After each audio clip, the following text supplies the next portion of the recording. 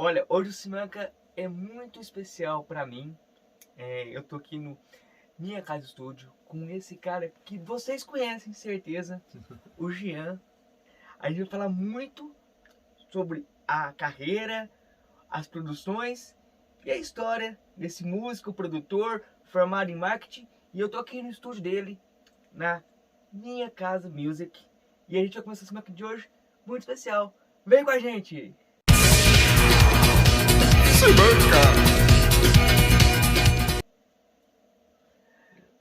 Muito prazer, Jean. É muito legal estar aqui. Eu agradeço muito essa oportunidade. Que isso, a gente que agradece. E tem muita coisa para falar, são muitos trabalhos, muita coisa envolvida. E primeiramente, você não é de Uberlândia, né? Você não é natural de Uberlândia, você é natural do Paraná. E eu quero saber sua ligação com essa cidade do Triângulo Mineiro, que já vai de muita data. Ah, sim, eu vim pra cá, na verdade eu não sou paranaense. Nasci em Paranaguá, litoral do Paraná. Mas meu pai trabalhava numa multinacional na época, e então eu já nasci em Paranaguá, mas já morei em Londrina, 3 anos, morei em Cascavel, no Paraná, mais 4 anos. Eu morei em muitos lugares, até por causa do trabalho do meu pai na época. E aí, essa multinacional tinha um escritório aqui, em Uberlândia. Meu pai veio pra cá em 93. E logo depois, a gente já estava meio que acostumado, já estava pensando que em 2, 3 anos já iria para outro lugar, né? E acabou que meu pai ficou aqui, recebeu uma proposta de uma empresa daqui, da Algar, na época, e, e acabou se tornando diretor da Algar, enfim, e a gente ficou por aqui em 93. Então a minha ligação com Uberlândia veio desde lá, desde 93. E aí logo depois, em 97, 98, final de 97, começo de 98, meus pais separaram, eu fui embora, fui morar com a minha mãe em Joinville, Santa Catarina. Depois eu fui embora para os Estados Unidos, isso depois do Bros, né? Fiz parte do Bros, e eu já morava em Joinville, mas tinha meus amigos todos aqui de Uberlândia. E com o fim do Bros, eu fui morar nos Estados Unidos. E aí depois que eu voltei dos Estados Unidos, eu já voltei para cá, para Uberlândia. E aí para morar com meu pai. E aí agora, né, casei, nasceu a minha filha, enfim, então agora eu já tô enraizado aqui. É um bernardino assim como eu, e a gente vai falar muito dessa sua trajetória, tanto no Bros quanto na sua carreira musical como produtor. E eu quero começar por aí, né? Porque a gente está aqui na sua produtora. Isso. E você está trabalhando com um artista que vai lançar um trabalho agora, o Miguel, e trabalhou com Lucas Germano, trabalhou com a Dan Jorge, Yasmin Duarte, com a Juliana Gomes.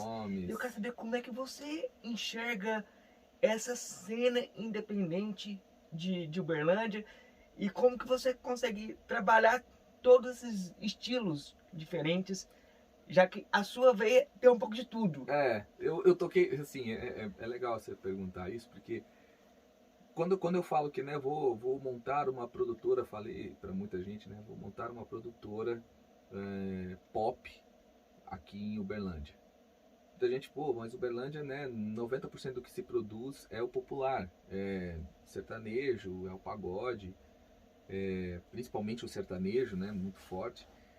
Mas eu vim do baile, né, eu toquei muitos anos em baile, em banda baile, e então eu tenho uma referência de muita coisa. Mas a minha veia sempre foi o rock, sempre foi o pop, assim, né, o Bros é pop, e eu ouvi muito pop. Então, eu acredito muito que tem uma cena forte, ela só não é muito valorizada, vamos dizer assim, aqui na região.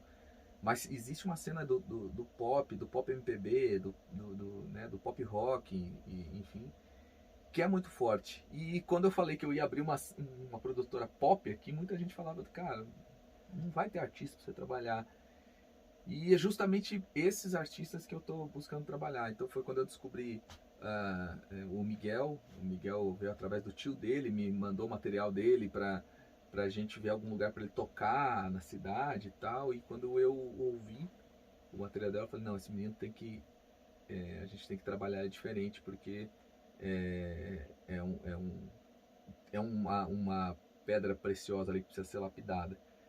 E a partir dele, a gente acabou conseguindo um contrato com o Midas, né, que é a gravadora do Rick, do Rick Bonadil, que era a nossa produtora, né, e voltou a ser do Bros também, depois eu vou falar da história do Bros. E com isso a gente começou a dar foco aos trabalhos do pop. Então não só de Uberlândia, mas da região e fora também. Produzo algumas coisas em São Paulo, Rio, focado na linha pop. Ah, mas você não produz sertanejo? Você não produz? Produzo música que a gente entende que é música boa. Mas a linha, a espinha dorsal é o pop. Então a gente vai colocar essa pitada pop dentro do sertanejo, essa pitada pop dentro do folk, essa pitada pop dentro né, da MPB, enfim. Mas o nosso foco aqui é o trabalho pop rock, que é a minha veia de produção, né? E vocês também, além de produzir, vocês oferecem cursos, né? Sim, de imersão musical. E eu acho que é muito interessante, porque eu tenho um sonho que é enrustido. de pelo menos poder escrever. Eu não dei conta de escrever música, sabe? Escrever música pra mim é difícil. Eu falei, cara, você tem um curso de composição, de produção, de literalmente lapidar um começo de um artista. E como Sim. que a gente faz pra se inscrever nesse curso e como é que ele funciona? Então, para inscrição você pode chamar pelo direct do Minha Casa Music. Pode chamar a Bruna lá, ela vai te dar todo o suporte de como que funciona, a parte de inscrições, a parte de burocráticas lá do curso. Mas é um curso que a gente criou e que eu desenhei muito baseado na vivência que eu tive com o Bros. A gente passou e assim, muita gente acha que é uma coisa que eu ouço e muito músico vai se identificar com o que eu vou falar agora, mas muita gente fala assim, você é músico, mas você não trabalha? Ou você trabalha com alguma coisa ou você só é músico? E aquilo eu falava, gente, hoje eu tenho 25 anos de música, sustento a minha família, a minha casa, tenho a minha vida através da música. A música que eu vivo da música há 25 anos. Então, é uma profissão. As pessoas precisam entender que música é uma profissão. E a partir disso, quando eu vivi no Bros, a gente passou por muitas coisas na profissão, né? Muita gente já falava, agora você fez parte do Bros, agora você é sucesso nacional, agora é só glamour. Não é só glamour, cara. É bastante trabalho, existe muita coisa profissional. Como qualquer outra profissão, tem muita coisa que você vai fazer que você não gosta, que você é obrigado a fazer. Não é só, né? Você só faz o que você ama. Eu amo a música e até quando eu tiro férias eu tenho vontade de ligar o computador e trabalhar. Mas tem muita coisa dentro do trabalho que você não quer fazer, e como qualquer outra profissão. E aí eu via isso, comecei a ver isso nos músicos que eu estava produzindo, que aparecia para produzir, principalmente os mais jovens, assim. Eu tenho 3 alunos aqui, que uma tem 12, outra tem 14 e um tem 17. São novinhos assim e tal, mas que tem aquela gana, aquela vontade de viver da música. Então a gente criou esse curso de imersão, que não é nem uma aula de canto, não é uma aula de composição, não é uma aula de... A gente engloba o mercado da música para essas pessoas. Mas eles são muito novinhos. Mas assim, o que a gente busca trazer para eles é mostrar que se você quer viver da música, você precisa ter uma dedicação a ela. Então a gente começa mostrando a parte chata da música, que são as burocracias, como é que funciona vai se você vai assinar com a gravadora, onde é que você ganha dinheiro? Muita gente você ganha dinheiro com a música como? Com show. Só com show? Eu acho que sim. Não, você vai ganhar com execução da música nas rádios, na TV, no Spotify, no YouTube, na vendagem, em downloads. Você vai ganhar com show, você vai ganhar com royalties, você vai ganhar com composição, você vai ganhar... Enfim, tem uma série de coisas que as pessoas que querem viver da música não sabem que é assim que funciona. Então a gente vai pela parte burocrática, depois a gente passa por um processo de circuito musical ali, onde a gente começa desde a composição, a gente compõe uma música juntos, e eu passo todo o processo de composição, como é que funciona. Depois a gente arranja uma música juntos, produz uma música, grava, mixa, masteriza e lança no mercado uma música. Então faz todo esse processo dentro desse curso. E para a pessoa para o artista começar a entender de qual é o processo e começar até a criar essa valorização mesmo pro trabalho, porque vai chegar muita gente e falar, quanto é que você cobra para produzir, ou quanto é que você cobra para tocar lá no meu evento. Aí eu cobro tanto, nossa, caro, só para fazer uma musiquinha, ou só para tocar uma musiquinha. Então a pessoa vem aqui e ela se autovaloriza, ela vê, nossa, não é simples, não é tão assim, a música não é um negócio tão artístico somente, não, existe um trabalho, existe pessoas envolvidas, existe tempo, existe investimento, como qualquer outro trabalho. Então as pessoas precisam aprender a valorizar o músico como profissional. Então esse curso nasceu com essa ideia de trazer um profissionalismo, trazer uma blindagem, vamos dizer assim, para essas pessoas que estão querendo entrar no mercado tão novas e ainda acabam sendo às vezes passado para trás ou não entendendo como é que é, né? Muita gente acaba assinando contrato leoninos aí, não sabe. Então a gente passa todo o passo a passo de como funciona a música, o mercado da música, como funciona. Lógico, temos as aulas artísticas também, de como cantar ao vivo, como cantar em estúdio, gravação, como é que funciona, aulas de canto mesmo, aulas de violão, de algum instrumento que a pessoa, mas não é uma aula específica daquilo. Ela engloba a experiência, a imersão musical. O aluno vem para cá e ele sai daqui imergido na música, sabe como funciona. E a partir dali ele tira a conclusão dele, não, eu quero ser músico profissional, ou não, eu quero levar a música simplesmente como um hobby e vou fazer outra coisa. Mas a ideia é realmente abrir a mente para abrir a mente e também colocar, né, embasar essas pessoas, esses alunos, do que é realmente um músico profissional, do que é realmente o mercado da música, o que realmente levar a música como profissão. Muito legal. E as pessoas que querem ter algumas dicas, você dá algumas dicas no Instagram de como se Sim. postar, de voz, de como usar as cordas vocais. Eu acho muito interessante isso. Então a gente pode seguir para ter essas dicas. Sim, também. Pode seguir lá, Jean Marcel, Jean com H, @, Jean Marcel, JH e com 2 L's no final. Eu gosto, cara, assim, porque acontece muita gente né, eu dou aula de canto já há 20 anos. E aí tem muita gente que entra em contato comigo, amigos mesmo, já manda vídeo, já vê o que você acha, como é que tá.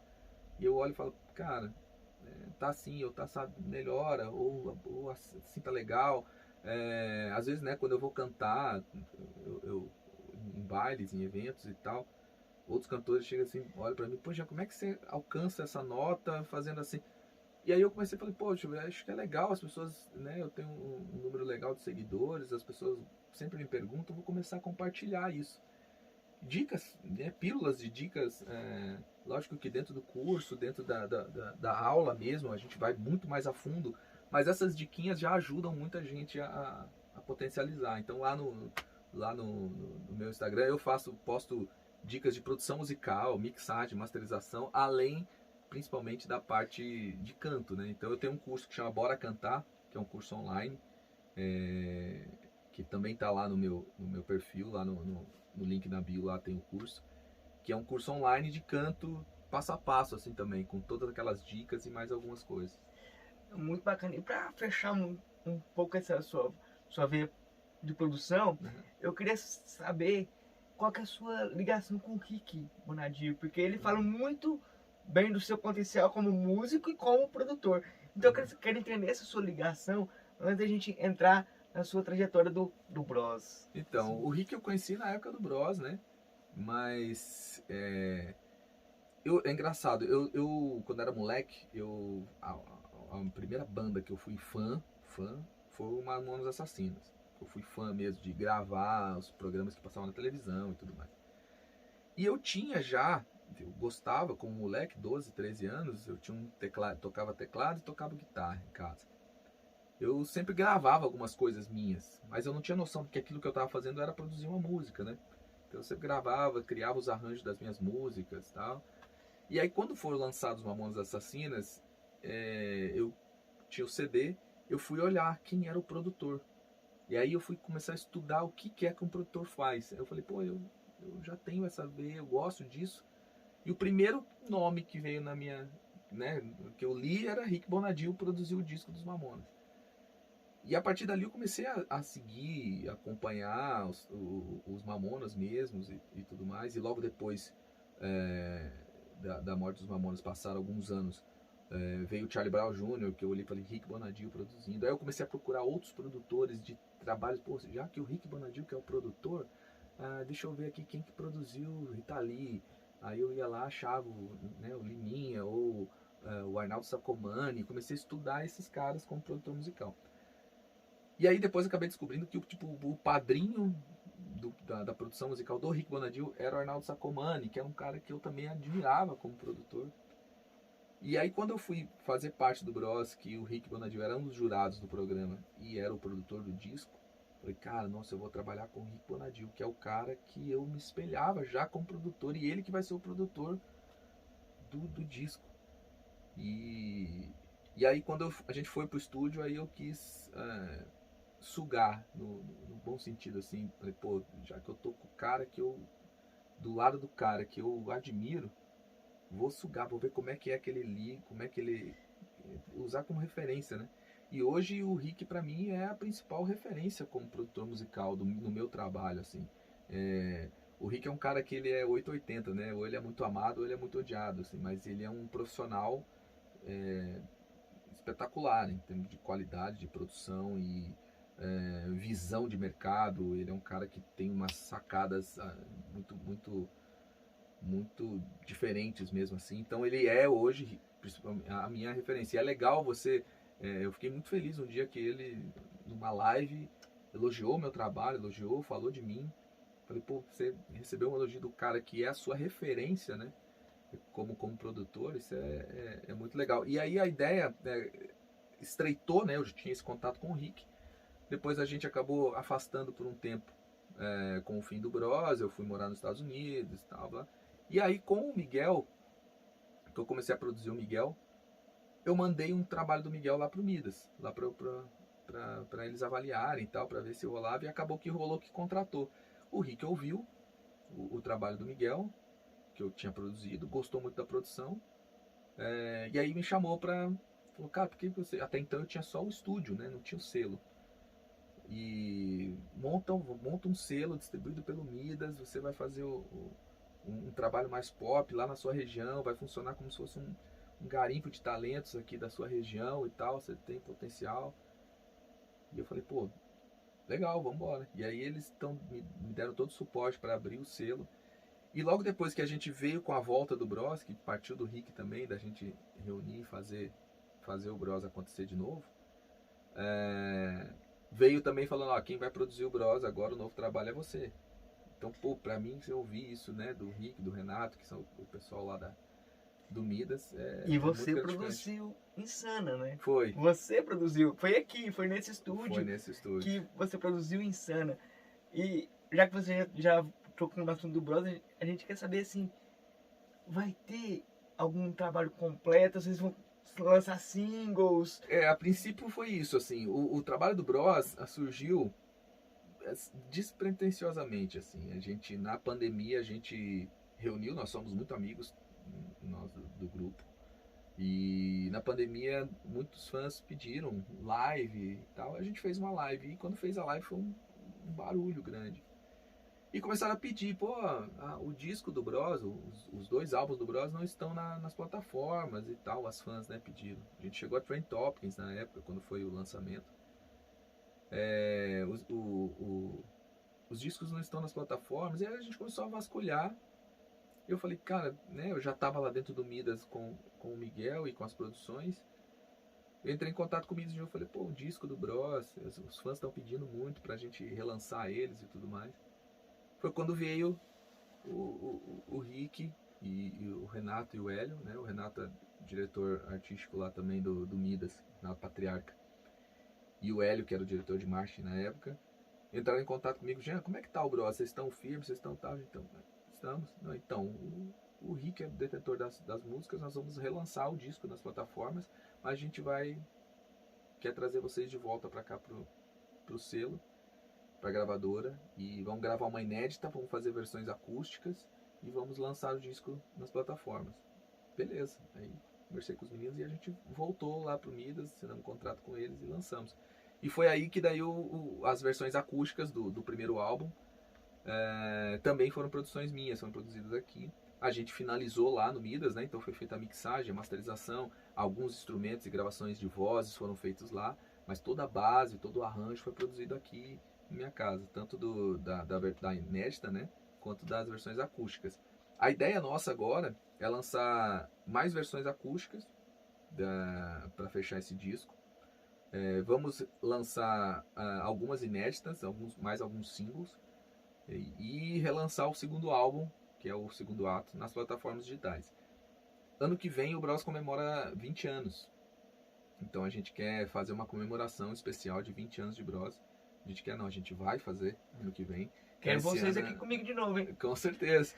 E a gente vai fazer... E essa comemoração de 20 anos envolve muita coisa. A gente vai fazer uma tour. Esse ano a gente já quer começar a fazer essa turnê acústica. E ano que vem uma turnê com a banda completa. Comemoração de 20 anos do Bros. E vamos lançar um documentário, vamos lançar um livro, vamos fazer a turnê, álbum de inéditas e álbuns e versões remasterizadas, enfim, vai ter um trabalho comemorativo durante o ano de 2023 completo. Mas em 2022 a gente já sai em turnê também, uma mini turnê acústica, mais intimistas, para a gente já aproximar mesmo do nosso público de novo, que tanto pede, assim. Eu postei ontem, algo falando da produção de Insana. O André te mandou um áudio. Começou assim. Aí você falou as linguagens de músico, que eu não vou repetir aqui, que eu não vou lembrar. Mas foi muito produção, legal. Os kicks, os snares, fomos gravando ali, colocando as referências. E só ali muita gente já entrou em contato. Nossa, mas que legal, e quando que vai lançar a próxima? Quando sabe? Quando vai ser o próximo single acústico que vocês vão lançar? Nós estamos definindo aqui, até a gente vai lançar uma enquete pra galera. Qual música do primeiro álbum elas querem acústico. E então acredito aí que dentro do mês de agosto aí a gente já lança mais uma versão acústica. Então tá, vamos esperar a enquete. Aliás, inéditas também, que o povo pede muito, qual que é a próxima inédita do Bros.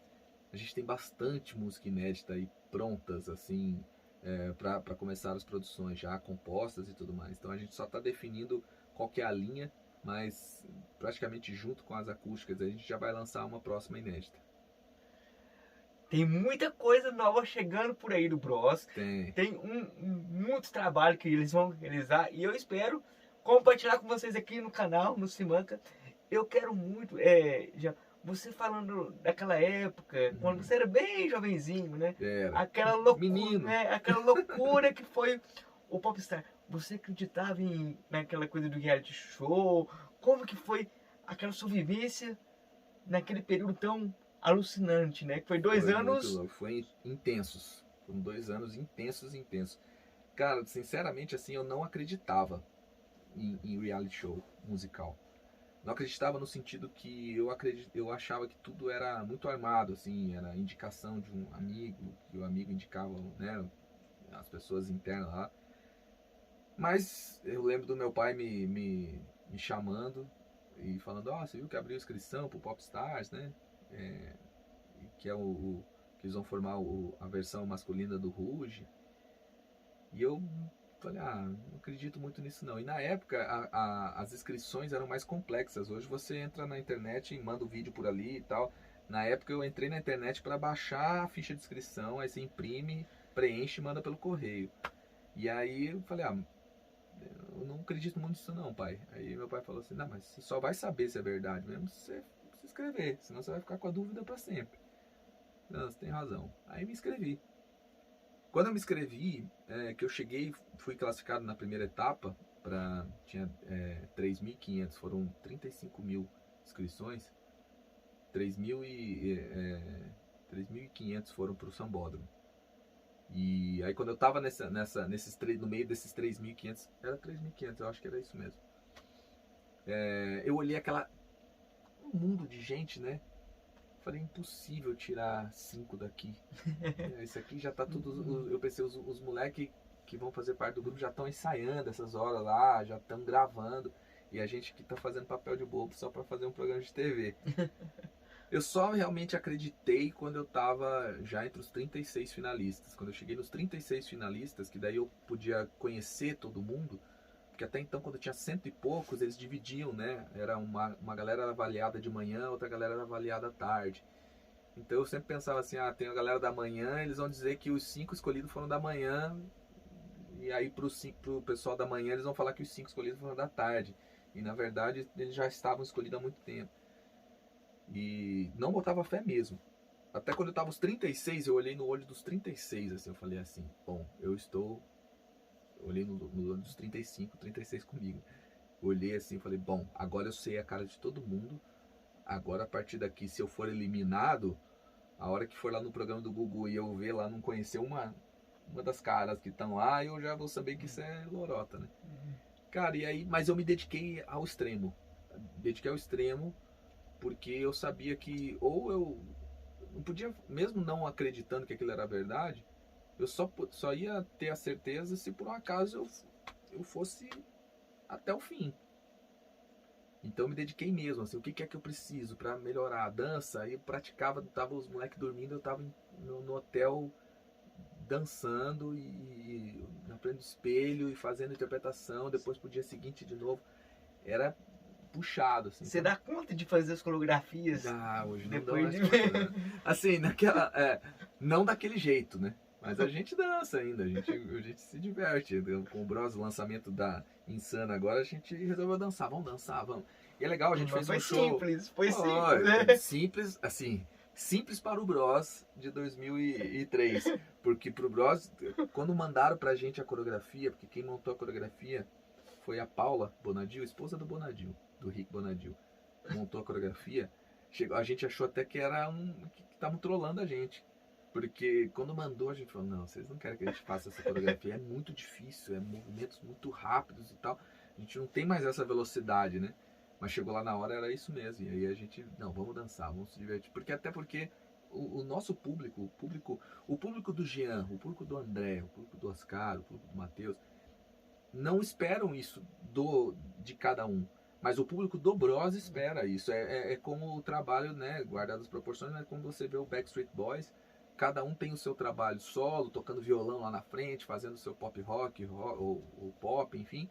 Mas quando tá o Backstreet Boys, é o figurino, é a dança, é o contato olho a olho, é um outro artista. É toda ali. Roupagem. Né? Existe um artista, o Bros é um artista composto por esses integrantes, e os fãs do trabalho do Bros esperam isso da gente. Então nem que seja uma marcação, mas eles esperam que a gente faça alguma coreografia, que a gente faça alguma interação. Então a gente sabe disso e a gente entrega isso. Eu fui tentar umas 2 vezes, quando era mais jovem, né? Fazer uma coreografia, né, da Prometida, e eu não dei conta. Eu levei uns tombos, levei uns capotes. Mas tá tudo certo. Mas eu criei uma pergunta, acho que você já deve ter respondido isso umas 50 milhões de vezes. Uhum. Acabou de repente, né? Acabou. Na verdade, assim, Sim, do nada. O processo acabou muito de repente pro público. Pra gente, lógico, foi de repente, mas era esperado, vamos dizer assim, era programado, mas não era esperado. Assim como foi com o Ruge. Nós tínhamos um contrato que era de 2 anos, podendo ser renovado por mais 2. Então essa que foi a surpresa, né? A gente sabia que estava terminando aqueles 2 anos, mas pelo sucesso que tinha, pela vendagem, por tudo que a gente estava fazendo, a gente esperava que fosse renovado por mais 2. E aí chamaram a gente lá e falaram que, não vamos renovar, e pegou a gente meio de surpresa nesse sentido. Naquele primeiro momento a gente ficou meio revoltado, eles podiam abraçar a causa, por quê, né? Vai acabar o Bros agora. O que mais deixou a gente triste naquele momento é a gente não poder continuar do nosso jeito. A gente falou, não, beleza, vocês não querem continuar com a gente vai procurar outro empresário, vamos procurar outra gravadora e nós vamos continuar. E por questões contratuais a gente não podia usar a marca, usar o nome, cantar as músicas, porque tudo era a empresa que era detentora do projeto na época, que era a RGB, tinha isso como patrimônio, então a gente não podia usar, eu não podia, era questão de multa altíssima se eu fosse num show, por exemplo, me apresentasse como Jean do Bros, usar a marca Bros, integrante do programa Popstars e cantar Prometida. Nossa, era uma coisa assim, era alta, né, para cada execução. Então a gente acabou assustando e bateu meio que o desespero em todo mundo nesse sentido. Mas ao mesmo tempo, depois, a gente, com experiência, porque a gente não tinha experiência nenhuma, né? A gente foi vendo que, na verdade, o mercado é assim, ele é muito cíclico. E na mesma época, guardados ali de um ano antes até um ano depois do fim do Bros, nesse período ali de 2005, 2006, 2007, esses anos, foi o período que o mercado teen, que estava extremamente em alta, deu uma queda muito grande. Foi, você pensar o fim de Sandy Júnior, foi ali naquela mesma época. E lógico, teve a questão, né, de que eles estavam numa idade que, né, a declaração é até essa, né, de que eles estavam numa idade, de que eles estavam querendo buscar coisas novas, buscar coisas diferentes, cada um buscar o seu estilo e tal, lá. Mas existia, porque escolher aquele momento? É porque realmente o mercado, para um artista que, né, eu considero o Sandy Júnior o maior artista pop teen da história da música brasileira, e eles terminaram ali. KLB deu uma baixada bastante, Felipe Dilon, tinha bastante artistas dessa época, né? A Vanessa Camargo depois partiu mais para o lado sertanejo, mas também o mercado tinha Caio Ruge logo depois, um ano depois, o Bros também na mesma época. Então todos os artistas daquela época ali, do começo dos anos 2000, que, né, boy band, girl band e teen, né, o mercado teen, ele estavam numa baixa muito grande. E aí foi o momento que os investidores e o mercado mesmo falou, olha, é preferível às vezes investir num artista solo do que nesses grupos. E foi aí, logo depois surgiu esse mercado teen, migrou para a galera do emocore, né? Que veio logo depois NX0, veio Fresno, veio CPM 22, enfim, desse rock and roll assim, que a galera migrou mais para esse estilo de som. Então o mercado é muito cíclico. Logo depois veio a galera do hardcore colorido lá, né, o Cine, o Restart e tudo mais, que essa galera teen foi migrando. E não estou dizendo que um é pior, outro é melhor, não é isso, é estilos mesmo. Então o mercado naquela época não era propício para o nosso modelo de negócio, que é aquela visão que eu coloco dentro do curso. Música é um negócio, você precisa criar algo que seja duradouro. E se você criar algo que seja muito volátil, ele dura 2, 3 anos e acaba. Então você precisa desenhar, abraçar esse público, trazer ele para você, para que com o tempo, mesmo com essa baixa, o Bros ainda tem muito público. Você vê o KLB tá saindo em turnê agora também para comemorar 25 anos de carreira e com shows lotados. Então tem esse público, é fiel. Simplesmente o mercado naquele momento não era um mercado que estava favorecendo a esse tipo de som. Ou seja, eu tô tendo uma aula aqui de história de produção musical e você fala muito bem do mercado, do processo e da sua atividade hoje. Eu quero partir para um outro lado agora na nossa conversa, porque você é um multi-artista, né? Que isso. Você tem um projeto do tributo aos Mamonas. Sim. Você já fez um tributo ao Sandy Júnior. Sim, a gente faz ainda com a Juliana. Com a Juliana Gomes. Então, assim, e a gente passa por um período muito, muito pesado, ainda mais para uma pessoa que tem uma veia artística, uma sensibilidade muito grande em matéria de criação, de produção. Então, eu quero saber como que você conseguiu, como que eu posso dizer, controlar essas emoções para produzir numa época de pandemia, onde tudo era incerto, onde tudo era muito muito duvidoso e a gente tinha muito medo de fazer qualquer coisa, né? Então, eu quero saber como que você enxerga o Jean antes e depois dessa pandemia em matéria de sensibilidade artística, em matéria de produção, de criação, de tudo. Cara, boa pergunta. É muito música, como eu falei, eu enxergo bastante a música como, né, como mercado, como negócio, mas a gente não pode negar que música é a mais nobre das artes, né? A arte como um todo, mas a mais nobre das artes que é a música, mexe com a emoção. Então você vive períodos e situações que a música é totalmente influenciada por essas situações, pro bem ou pro mal. E então não podemos negar isso, não é só coisas tão técnicas, né?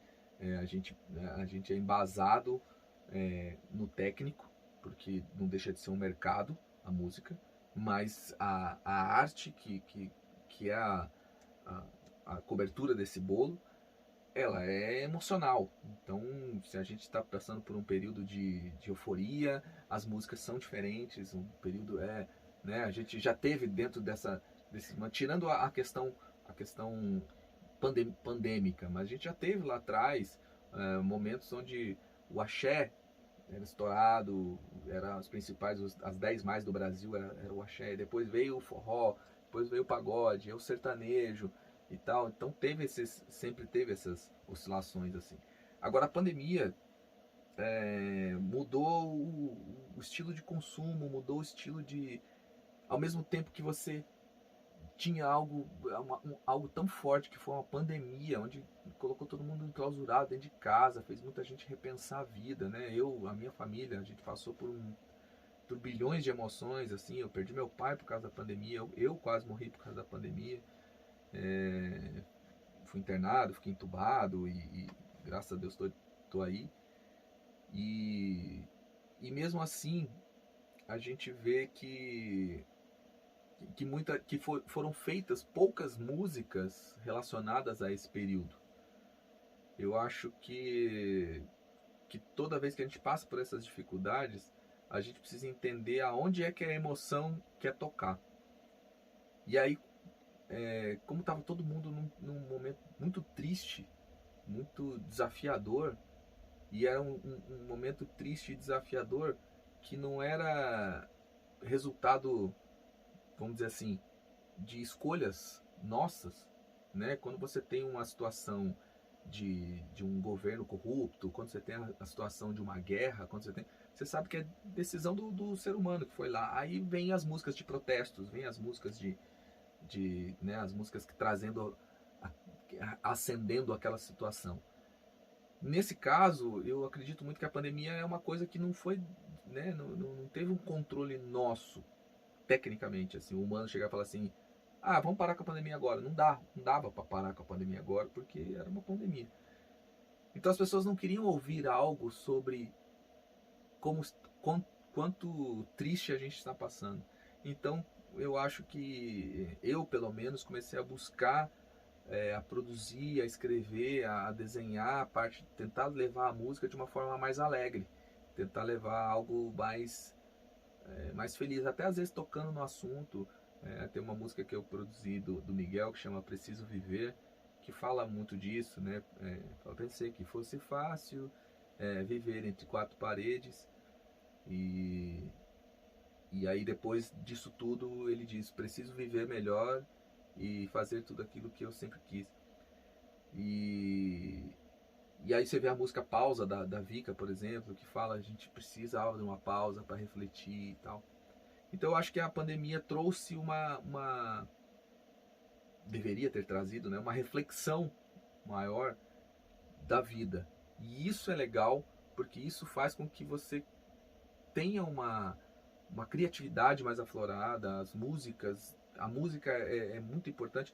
A pandemia mostrou isso também, o quanto a arte é importante. Muita gente não dá valor para a arte, de repente se viu trancado dentro de casa, e a única coisa que tinha para fazer era ver um filme, ver uma série ou escutar música. Então potencializou isso, as pessoas viram a importância do artista, né, para a situação. Se não tivesse os artistas, tinha morrido mais gente de depressão do que de Covid. Então a música veio para salvar muita coisa. E a gente, como músico, né, a gente como artista, como profissional do entretenimento, sofreu muito. Mas aí a arte falou mais alto, né? Eu acho que a gente sofreu muito financeiramente, sofreu porque não tinha evento, não tinha nada pra gente fazer. Mas a gente se sentiu muito lisonjeado de poder ser o refúgio para as outras pessoas. As pessoas ouvirem e relaxarem e terem esperança, enfim, através da arte que a gente estava produzindo. Nossa, é muito bonito, muito profundo que você acabou de explanar aqui pra gente. Já tem muita coisa que a gente ainda pode falar, que você tem um trabalho solo também, lançou Coisas Reais em 2017, lançou um single em 2020. Só que a gente vai deixar isso pra uma outra conversa. Claro. Eu tô sempre à disposição, sempre minha casa, né? Então a minha casa é a nossa casa, aqui as portas estão sempre abertas. Eu queria encerrar com 2 perguntas. Claro. Porque eu tenho uma condição que a sociedade fala que é deficiência. Eu não gosto dessa palavra.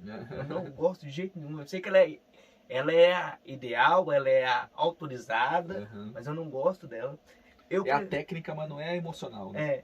Eu troco muito ela pelo termo singularidade. Porque todo mundo tem uma singularidade e todo mundo se vê nela de alguma forma. Eu tenho várias, você deve ter várias, e eu queria que você compartilhasse com o público alguma dessas suas singularidades, e se você tem alguma convivência com uma pessoa com uma deficiência, e como que essa convivência fez você enxergar a vida, como que essa pessoa te atingiu de alguma forma. Vamos lá. Singularidades, né, como você mesmo disse, nós somos uma comunidade, mas cada um é um ser singular, né? Então a gente tem as nossas diferenças, temos os nossos jeitos de fazer as coisas, né? Então eu concordo em gênero, número e grau com você, que não pode ser considerado uma deficiência. Deficiente por quê? Porque eu não consigo fazer algo que a maioria faz? Não, eu simplesmente faço algo de maneira diferente, né?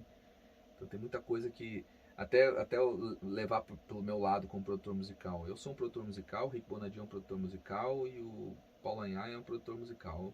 E o Beto Rosa é outro produtor musical. Cada um de nós produzimos de maneiras diferentes, porque o meu corpo, a minha mente, o meu jeito, a minha criação fez com que eu produzisse dessa maneira, exercesse o meu trabalho dessa maneira. Então não posso dizer que porque eu não produzo igual o Rick, eu tenho uma deficiência, né? Não faz sentido. Então as singularidades a gente tem várias assim, e eu coloco como cada um tem a sua singularidade, cada um de nós somos seres únicos e somos importantes dentro do nosso espaço.